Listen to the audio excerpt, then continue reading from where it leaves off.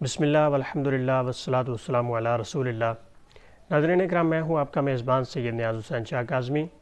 آج کا ہمارا موضوع ہے اعتکاف۔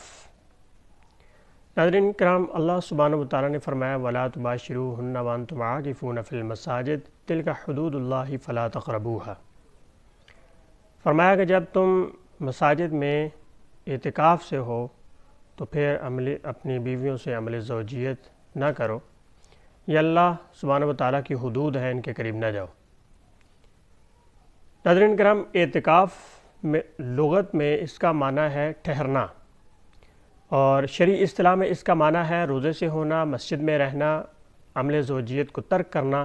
اور اللہ سبحانہ وتعالیٰ کے تقرب کی نیت کرنا۔ ان میں سے کوئی ایک معنی بھی اگر نہ پایا جائے تو اعتکاف متحقق نہیں ہوتا۔ مسجد میں اعتکاف مردوں کے اعتبار سے شرط ہے، عورتوں کے لیے مسجد میں اعتکاف کی شرط نہیں ہے۔ کسی بھی مسجد میں اعتکاف کر سکتے ہیں، لیکن بعض فقہاء کرام نے جامع مسجد کو ترجیح دی اور جامع مسجد کو شرط میں رکھا۔ ناظرین کرام، اعتکاف کی 3 قسمیں ہیں: واجب اعتکاف، سنت موقدہ اعتکاف اور نفل اعتکاف۔ واجب اعتکاف سے مراد وہ اعتکاف ہے جس کی نظر مانی جائے، جس کی منت مانی جائے، کہ کوئی شخص مرد ہو یا عورت وہ کہے کہ میں 2 دن یا 3 دن کے اعتکاف کی منت مانتا ہوں یا مانتی ہوں، تو یہ اعتکاف کرنا واجب ہو جاتا ہے۔ اس میں مسئلہ کچھ اس طرح سے ہے کہ اگر کوئی شخص، کوئی مرد یا کوئی عورت اگر یہ کہے کہ میں 2 دن یا 3 دن کے اعتکاف کی منت مانتا ہوں یا مانتی ہوں، تو اس میں راتیں شامل ہوں گی۔ اگر مرد و عورت میں سے کوئی یہ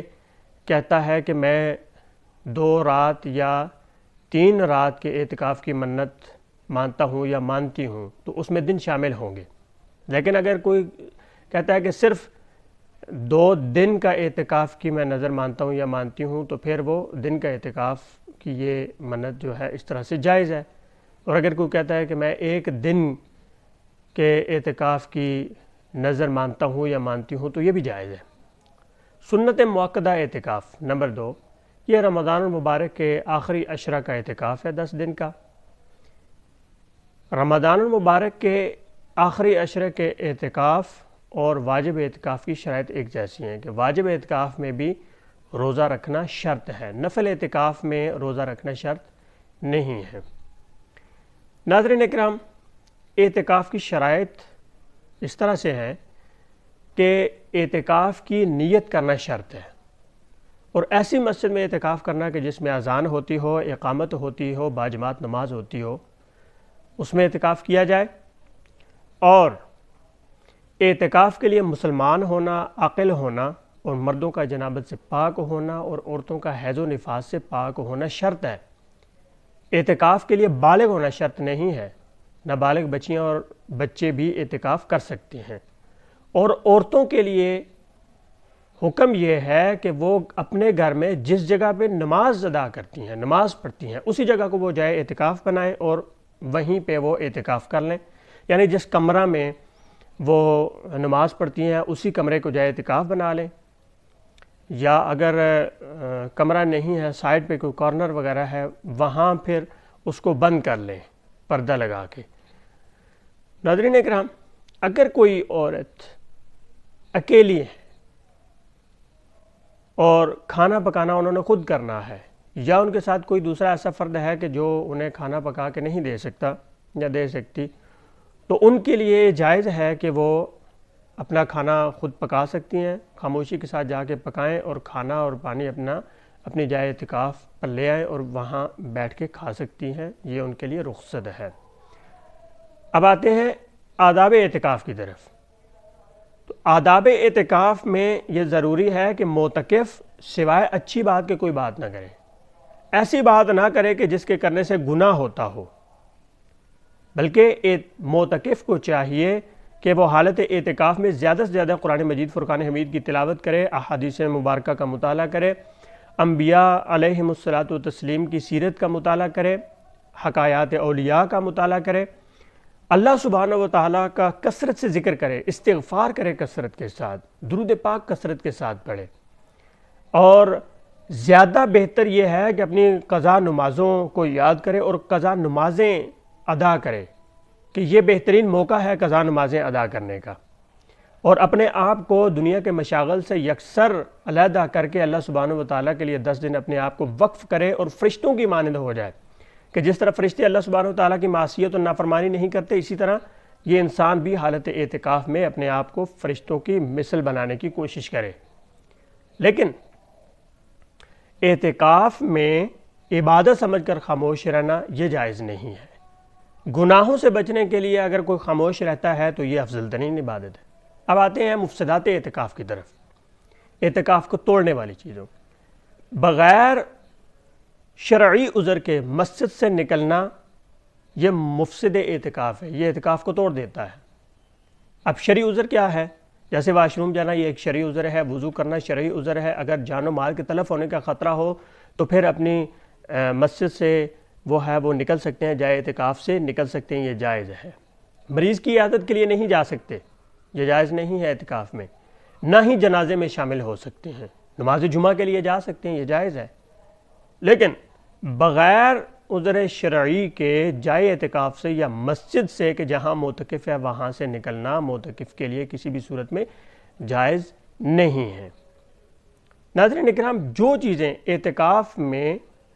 اعتکاف کی وجہ سے منع ہے، مثلا عمل زوجیت کرنا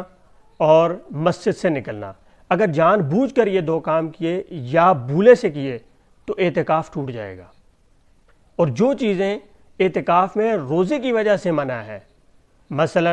کھانا پینا، اگر جان بوجھ کر کھایا پیا روزہ ٹوٹے گا تو اعتکاف بھی ٹوٹ جائے گا۔ جن چیزوں سے روزہ ٹوٹے گا، جن کاموں سے روزہ ٹوٹے گا، اگر روزہ توڑ دیا جان بوجھ کر تو اعتکاف بھی ٹوٹ جائے گا، اور اگر بھولے سے کھا پی لیا تو پھر نہ روزہ ٹوٹے گا نہ ہی اعتکاف ٹوٹے گا۔ تو ناظرین اکرام، رمضان المبارک کے آخری عشرہ میں جب اعتکاف شروع کر دیا جائے تو پھر لازم ہو جاتا ہے، پھر اسے توڑ نہیں سکتے، اگر توڑیں گے تو پھر قضا لازم آئے گی۔ امام اعظم امام ابو حنیفہ رحمۃ اللہ تعالیٰ علیہ فرماتے ہیں کہ جس دن اعتکاف ٹوٹے گا اسی دن کی قضا لازم ہو جائے گی۔ اسی طرح سے حالت اعتکاف میں خوشبو لگا سکتے ہیں اور آپ اچھی باتیں کر سکتے ہیں، ایسی باتیں کہ جن سے گناہ نہیں ہوتا وہ باتیں آپ کر سکتے ہیں۔ خواتین جب اپنے آپ کو سیپریٹ کریں گی تو اس میں وہ اپنی جگہ سے تو وہ باہر نہیں آ سکتی، لیکن اگر ان کا کوئی محرم ان کے پاس جانا چاہے تو وہ جا سکتا ہے، بچے جا سکتے ہیں، بات چیت بھی کر سکتے ہیں، ان سے پڑھ بھی سکتے ہیں،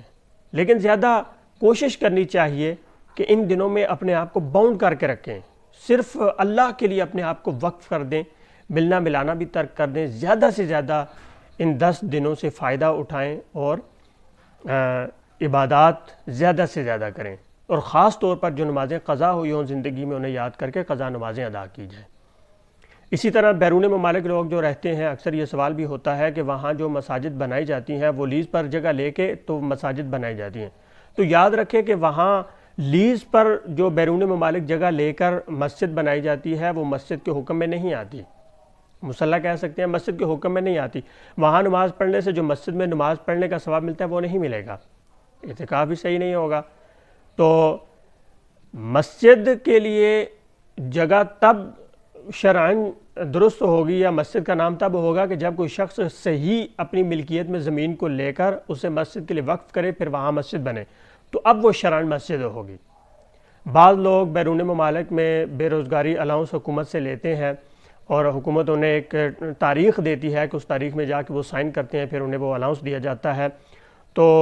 بعض اوقات وہ رمضان مبارک کے آخری عشرے میں ڈیٹ آ جاتی ہے، وہ تاریخ آ جاتی ہے، تو وہ لوگ پھر حالت اعتکاف سے اٹھ کے تو اپنے وہ الاؤنس لینے کے لیے چلے جاتے ہیں، تو جب وہ جائیں گے تو ان کا اعتکاف ٹوٹ جائے گا، ان پر ایک دن کی قضا جو ہے وہ لازم ہو جائے گی۔ اللہ سبحانہ و تعالیٰ کی بارگاہ میں دعا ہے کہ رب کریم ہمیں احکام شرع کو صحیح معنوں میں سمجھنے کی توفیق عطا فرمائے۔ السلام علیکم ورحمۃ اللہ وبرکاتہ۔